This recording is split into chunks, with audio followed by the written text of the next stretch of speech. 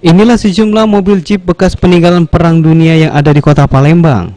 Mobil ini sendiri terlihat cukup muda, padahal umurnya sudah melebihi dari 20 tahun.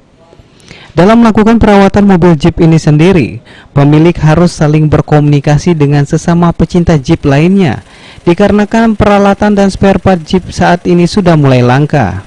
Para pemilik Jeep harus menunggu 1-2 tahun agar mendapatkan peralatan bila ada bagian Jeep yang mengalami kerusakan.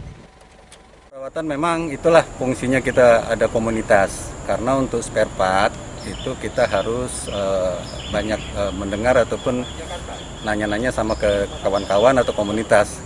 Untuk spare part ada yang memang kita pesan dari luar Palembang atau juga dari kawan-kawan yang kebetulan mungkin ada menyimpan spare part yang stok barangnya kita. Sering ada kesulitan enggak, Pak? Oh iya, kalau kesulitan itu memang disitulah dinamikanya memelihara mobil Jeep. Jadi jangan bingung atau heran kalau Jeep itu bisa 1-2 tahun ngebangunnya atau memperbaiki. Salah satu pemilik Jeep menjelaskan kalau Jeep yang dimilikinya merupakan bekas peninggalan orang tuanya. Sebelumnya mobil Jeepnya sudah hampir 10 tahun tidak bisa di-starter.